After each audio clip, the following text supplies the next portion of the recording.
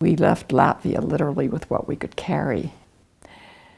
I remember going into the orchard and picking a little jar of cherries to take along, and just being torn by leaving all the animals, all the cows and horses, and my dog.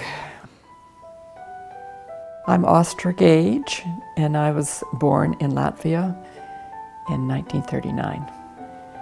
I grew up in a family that worried about its survival every single day for the first 5 years of my life.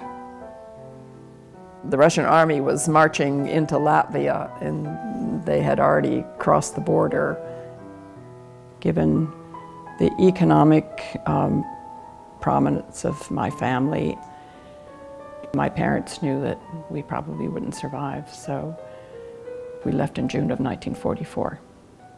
My grandfather kind of picked my father to be the general of this exodus. There were 36 family members altogether, and everybody actually made it to Germany.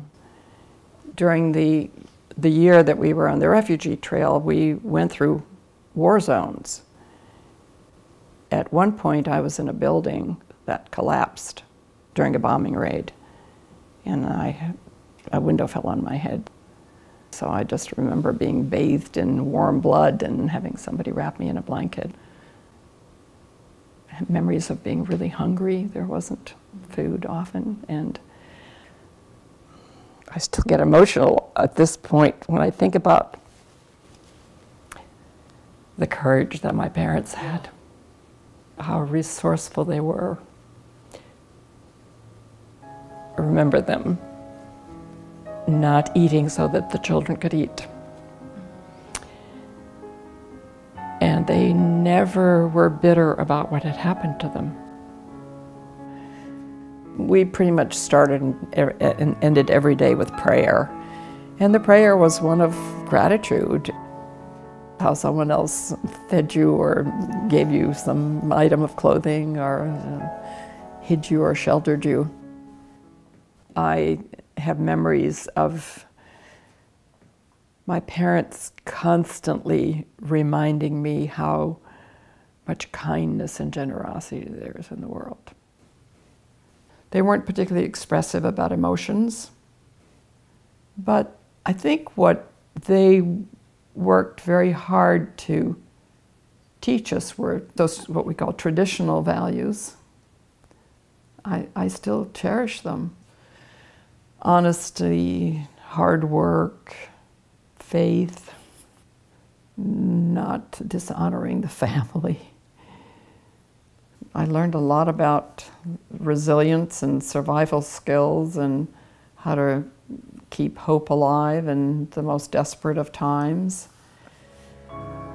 When it became clear that we would not be able to return to Latvia, the UN found us a cotton farmer in Mississippi. We worked in the cotton fields for 2 years, including me. I was 10 at the time. That was pretty challenging because I was so different, and children aren't kind. And of course, I wanted to be so much like the other kids. Our parents' generation risked their lives to give us a better chance. And I see them, as I look back at this stage in my life, see them as just ordinary people who ended up doing extraordinary things, which I have admired, been inspired by. I love the opportunities I've had, the education I've had, the comforts, the privileges. It's not like I'm happy to have been traumatized by war, but this heritage, it's really determined who I became as a person.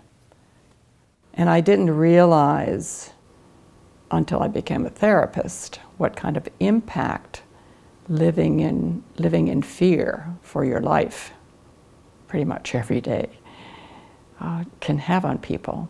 So I saw the losses and the sadnesses that my family experienced, and I wanted to try to understand and help other people who needed that help.